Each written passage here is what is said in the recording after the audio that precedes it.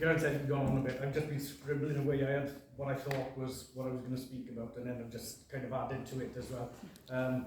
Yeah, I think it's just, we're living in a time where you can just talk and talk and talk about so many issues that are going on in society. Look, first of all, I just want to say thanks for inviting me to speak here today. And I think the film, that's the first time I've seen our film, but I think it sums up where the UK is today. It really sums it up, particularly some of the poorer communities. And I think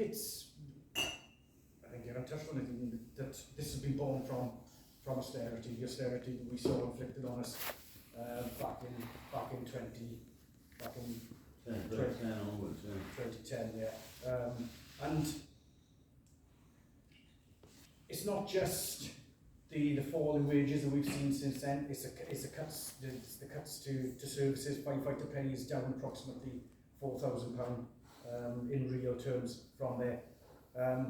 But we've seen the cuts to services, the cuts to the fire service itself. If we look across the UK, we're probably nearly 12,000 firefighters fewer than we had in 2010.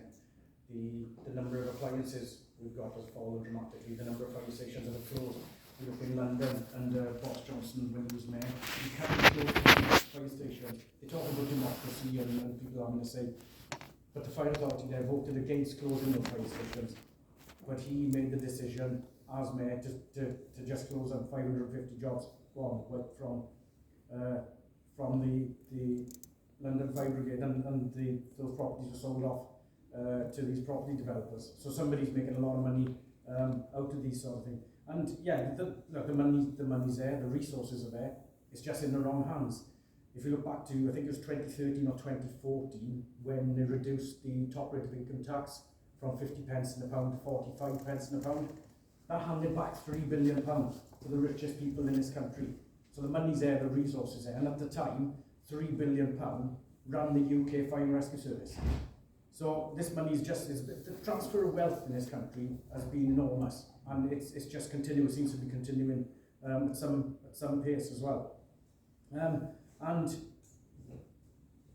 not only then do we have fewer firefighters, we have fewer fire stations.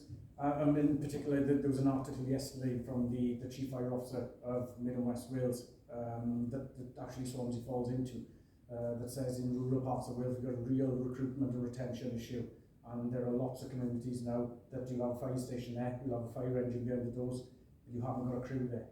And a lot of this is down to the poor pay that's on offer, and that combined now with the attacks on the pensions as well. It just makes for a real perilous situation. And we can look back to, I talked recently about the deregulation that we've seen. You know, we've had several quite serious incidents in this country over the years. If we look back to there was the fire in a hotel in Saffron Walden in 1967. Can I just say as well, it's just wonderful to see dogs. There was a fire in Saffron Walden back in 1967 that killed 11 people, and then you look at the Summerland fire in 1973 on the Isle of Man that killed 50 people, the Woolworths fire in 1979, and a lot of change has come about because of these. You see the Fire Precautions Act that meant you had to have a fire safety certificate. A lot of this stuff has been done away with. And deregulation in this country is ultimately what caused the Grenfell Tower fire. The Fire Brigades Union warned in 1999 that the cladding that was being put on the side of buildings was going to have a serious impact at some point. I don't think anybody could have predicted it was going to cost 72 lives, but that is ultimately where we ended up. And you know, it's quite appalling that the finger of blame so far has been pointed at the fire service. The finger of blame has been pointed at firefighters who turned up on that night and faced an impossible situation.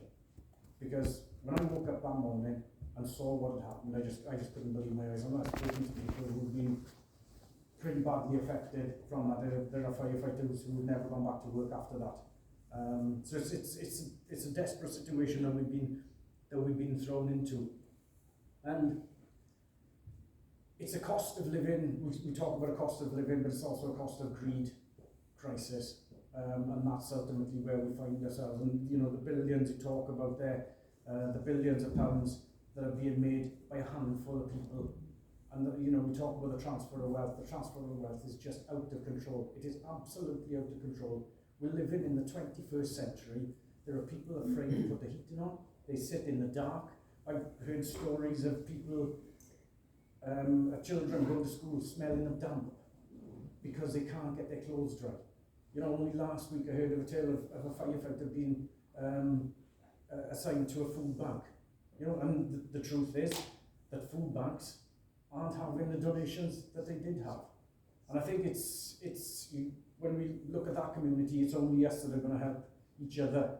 And I think that's where working class communities come into their own, because they do help each other, they do rally round, and the rich are just seeming to get ever richer.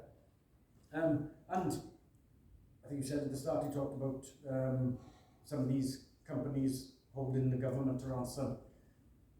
I think it's the government and these companies that are holding us to ransom. They are making extortionate amounts of money while we are falling deeper and deeper into poverty. And just something I saw this week that I read this week is it talks about, you know, I've heard all the time that we can't have socialism. Socialism is not somewhere we want to go. All I've ever known, I think, is capitalism, and it seems to me that under capitalism, it's normal for children to go hungry. It's normal for families to be living in quite extreme poverty. It seems to be normal to let the banks force people out of their homes. It's normal for sick people to be lacking in healthcare. We've seen a friend of mine this week, his dad had a heart attack, and I think it happened about 1:30 in the afternoon, and they didn't get an ambulance to him until 4:15. He was lying on pavement in the extreme cold, and it was only a local fire crew actually that turned up to help him. But this idea that we've all got to live in poverty while billionaires are, and not just we can tax them and we should be taxing them, but you talk about the windfall tax, yeah. That's right. The windfall tax. You know, we're not talking about billionaires living in poverty. We're talking about them being a little less rich so that everybody can live comfortably. Is that such a big ask in 2022? I really don't think it is. Thank you.